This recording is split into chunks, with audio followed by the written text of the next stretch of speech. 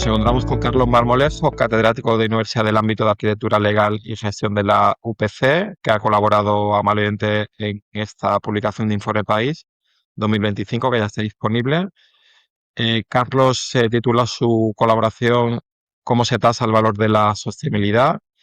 Y al respecto queríamos tratar con él varias preguntas. ¿Qué tal, Carlos? Hola, muy buenos días. En primer lugar, nos gustaría preguntarte, es un tema que tratas en tu colaboración, ¿qué sería necesario para que la tasación incorpore valores de sostenibilidad? Tenemos la modificación de la norma ECO 805 muy reciente. ¿Qué debe hacer qué tenemos que tener en cuenta para que la tasación incorpore esos valores? ¿Y por qué no se hace o por qué no se ha hecho de una forma muy acertada hasta el momento? ¿O cómo estimas tú que se ha estado haciendo? Pues muchas gracias por la pregunta. Y la primera cuestión que me gustaría abordar es que nosotros a la tasación le llamamos valoración, porque en definitiva, casi siempre que se nos pide valorar un activo, pues se nos pide encontrar el valor de mercado. Así, una valoración es una opinión experta sobre cuál es el valor del inmueble, es decir, sobre cuál es su precio más probable en el mercado. En otras palabras, una valoración es un ejercicio riguroso y fundamentado que está soportado en evidencia, donde el elemento más, digamos, importante es precisamente el análisis de los precios. De hecho, para poder tomar en consideración esta evidencia, los valoradores se basan fundamentalmente en aquellas características sobre las que tienen certeza de que tienen una incidencia efectiva sobre los precios, sobre los valores de mercado en un momento determinado. Por tanto, para poder incorporar los aspectos de sostenibilidad en el proceso de valoración, es necesario que exista esta evidencia y, en mi opinión, que existan tres cosas. La primera, que exista información sobre los atributos de sostenibilidad. La segunda, que dicha información sea fiable y accesible en todo el proceso de la valoración, desde que se asigna el encargo hasta que se genera el reporte o el informe. Y finalmente, que exista un soporte a los valoradores que, con métodos rigurosos, permita aislar el efecto de los atributos de sostenibilidad sobre su impacto en el valor de mercado. Es decir, un andamiaje sobre el cual puedan soportar su ejercicio profesional. Bueno, porque hablas en tu artículo de un círculo vicioso, no se está haciendo porque no hay evidencias, si no hay evidencias no se puede medir y si no se puede medir no tenemos evidencias, ¿no? Imagino que es el círculo vicioso que comentas en tu artículo, ¿verdad? Efectivamente, existe este círculo vicioso que comentas, ¿no? Y en mi opinión, para romperlo, evidentemente hacen falta un conjunto de elementos, una suerte de ecosistema. En primera instancia, instrumentos que permitan parametrizar los atributos de sostenibilidad, es decir, que sean capaces de incorporar los diferentes elementos o dimensiones que están implícitos en la producción, en la rehabilitación de los inmuebles, desde su localización, por una parte, y por otra, aquellos que se refieren propiamente a las edificaciones, vectores como la eficiencia energética, el ahorro hídrico, el carbono embebido, aquel que ha sido, digamos, generado en la producción de los materiales o en su puesta en obra, pero también elementos como la calidad del aire interior, que en definitiva inciden sobre el confort y sobre la salud de los ocupantes. Ese es el primer, digamos, elemento que tiene que haber, estos instrumentos que permitan esta mensuración. La segunda es que los instrumentos utilicen escalas y parámetros útiles que puedan ser aplicados en los métodos de valoración que están plenamente consolidados tanto en España como en el resto del mundo, particularmente los dos que son de mayor utilización, el método de comparación con el mercado y el de actualización de alquileres o el flujo de caja descontado. De forma que si existen los instrumentos y además hablan el lenguaje o tienen una interfase que permita a los valoradores poderlos incorporar en sus métodos de valoración, pues entonces estaremos abonando a que este ecosistema del cual hablaba antes funcione. Pero además ha de haber una colaboración intersectorial, es decir, no solamente son necesarios esfuerzos de los órganos encaminados a generar esos instrumentos de mensuración de la sostenibilidad, la certificación en concreto, sino que también el sector de la valoración propiamente dicho y por otra parte los centros de investigación deben aunar esfuerzos, deben de permear las informaciones que tienen con el objeto de poder construir la evidencia necesaria que permita probar si realmente a un mayor, digamos, nivel de sostenibilidad se corresponde un mayor valor de mercado. O no necesariamente en los precios, podría ser en las tasas de desocupación, en las rentabilidades que se exigen a la hora de invertir en los activos inmobiliarios, en la depreciación de los mismos a lo largo de su vida útil y, en definitiva, todos estos elementos son aquellos que son tenidos en consideración cuando los valoradores se ven enfrentados a tener que dar una opinión fundada, informada sobre cuál tendría que ser el valor de un activo. Y además de estos tres elementos existen otros de contorno. Por una parte está la regulación, que es muy importante. La reforma de la Directiva de Eficiencia Energética de la Edificación del año 2024 ha introducido los estándares mínimos de eficiencia energética, es decir, unos niveles mínimos que se deben de cumplir cuando se rehabilitan los edificios. Y además, en cierto tipo de edificios será obligatorio rehabilitarlos, especialmente aquellos que vayan encaminados a inversiones que sometan al inmueble, al activo, a una explotación económica, generalmente de tipo empresarial. Y evidentemente, si por vez primera existen obligaciones de rehabilitación, es lógico esperar que el valor de estos activos que se tengan que rehabilitar tengan pues un valor distinto.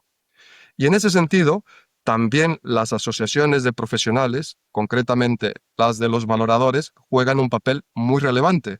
Por ejemplo, el Grupo Europeo de Asociaciones de Valoradores, TEGOVA en sus siglas inglesas, y a la Asociación Española de Valoradores Inmobiliarios y Urbanos, AEVIU, han trabajado en los estándares europeos de valoración, en los cuales se establecen los lineamientos que deben de seguir los profesionales de la valoración para tener en consideración esos aspectos a los cuales me he referido.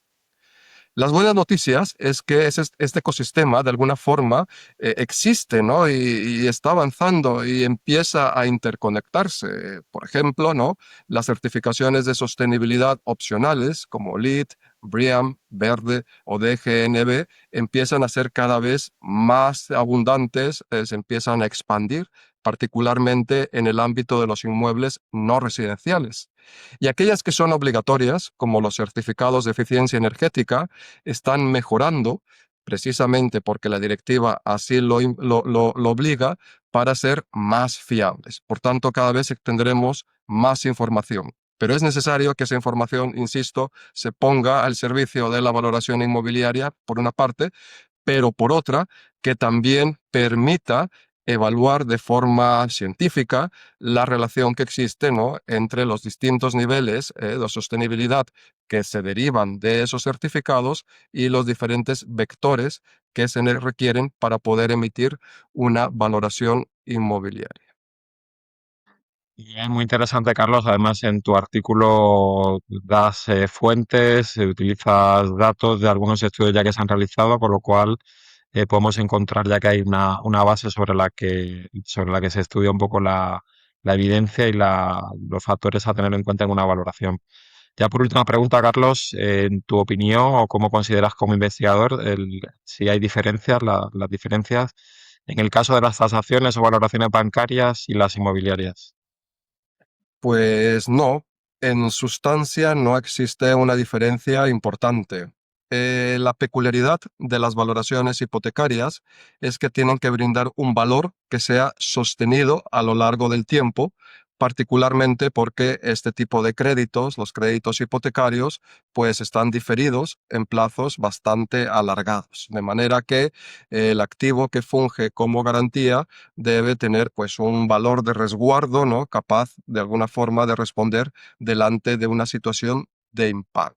Es decir, la valoración hipotecaria no tendría que incluir efectos coyunturales que inciden sobre la evolución cíclica de los precios. En España, la Orden ECO 805/2003 entiende que en aplicación del principio de prudencia valorativa, el valor que resulta de la misma ya es un valor hipotecario comparable a la regulación provista por otros países europeos, es decir, que se sostiene a lo largo del tiempo. Y de hecho, ha sido recientemente modificada para incluir un nuevo principio, el de sostenibilidad. Es decir, los métodos de valoración deben considerar, cuando corresponda, es decir, cuando exista evidencia, el efecto que tienen los factores de carácter medioambiental en la determinación del valor hipotecario. Sin embargo, la verdadera innovación legislativa de esta modificación, en mi opinión, consiste en incluir el impacto sobre el valor sostenible en el tiempo que viene producido por los riesgos ambientales y climáticos, es decir, por la emergencia climática. A nadie se le escapa que los estragos que estamos viendo en forma, por ejemplo, de lluvias torrenciales, incendios de sexta generación o el incremento de la mortalidad vinculada a las olas de calor en los ya de por sí calientes centros urbanos debido al efecto isla de calor, pues producirá un efecto sobre el valor de aquellos activos que están más expuestos o menos adaptados a estos cambios que estamos experimentando. De forma que si a ello le sumamos las obligaciones de rehabilitación a las cuales antes me he referido, es evidente que en la determinación de un valor sostenido en el tiempo, la valoración hipotecaria debe evolucionar con tal de incluir, digamos, estas repercusiones sobre el valor. Pero dejando de lado el valor de garantía, también desde una perspectiva social, es muy importante que las entidades financieras conozcan la repercusión de la sostenibilidad en el valor de los inmuebles a largo plazo, porque solamente con este conocimiento se podrán desplegar productos financieros, como las hipotecas verdes, cuyos intereses están bonificados en el caso de que se adquieran activos eficientes, o incluso pueden dar capitales adicionales cuando nos planteamos la rehabilitación de los activos que no son eficientes. Y la buena noticia es que el sector hipotecario europeo lleva años investigando cuál es la relación que existe entre el riesgo de impago, es decir, en la falta de devolución del principal, y la eficiencia energética. Y han encontrado que los créditos que se dan para comprar viviendas más eficientes reportan menos tasas de impago. Por tanto, el riesgo se minora y es más plausible que los compradores de cédulas hipotecarias estén dispuestos a cobrar tasas de interés más bajas y por tanto que el crédito se abarate en, digamos, el caso de las viviendas eficientes. En definitiva, la inclusión de esos atributos de sostenibilidad, insisto, pasa por la creación, digamos, de este ecosistema donde los diferentes actores, incluida la universidad, los centros de investigación, deben de alguna forma de encajar y proveer, digamos, diferentes conocimientos, diferentes informaciones y también formación. Es decir, es necesario que se avance hacia la creación de programas especializados que permitan que los valoradores, las valoradoras inmobiliarias, tengan la capacidad de poder, por una parte, pues comprender perfectamente lo que las certificaciones quieren decir y por otra, que puedan tener el andamiaje, el soporte, la evidencia sobre la repercusión que tiene la sostenibilidad en los diferentes vectores necesarios para emitir un informe de valoración. En ese sentido, avanzamos también en la Universidad Politécnica de Cataluña con diferentes programas a nivel de máster que tienen por cometido incluir los criterios ESG no solamente en las valoraciones, sino también en la evaluación de la viabilidad de los proyectos inmobiliarios y, en definitiva, en la gestión de activos inmobiliarios. Y desde la perspectiva de la investigación, como bien has dicho, hemos creado un centro de conocimiento en el valor. Si se busca en Google Enervalor, se puede llegar a esta página web en donde se puede pues, descargar toda la información que hemos generado, todos los artículos y los informes que dan cuenta un poco de los hallazgos, de la evidencia que hemos encontrado entre estos dos mundos antes separados, sostenibilidad y mercado inmobiliario, que cada vez están más juntos. Bien, pues Carlos, agradecerte de nuevo tu valiosa aportación al Informe País, tu opinión como experto que clarifica mucho y que demuestra que ya existe un trabajo que intenta hacer converger estos dos mundos que parecían un poco irreconciliables. Por un lado, el beneficio de la inversión financiera inmobiliaria y la sostenibilidad. Y nada más por nuestra parte, agradecerte tu participación tanto en el informe como en esta serie de entrevistas. Pues al contrario, el agradecimiento es mío y deseo que el Green Building Council España pues continúe trabajando en esta labor importante que es precisamente la de hacer más consciente no solamente al sector inmobiliario, sino en conjunto a la sociedad sobre los beneficios que reporta a largo plazo, ¿no? En la sostenibilidad pues, de estos aspectos de los edificios.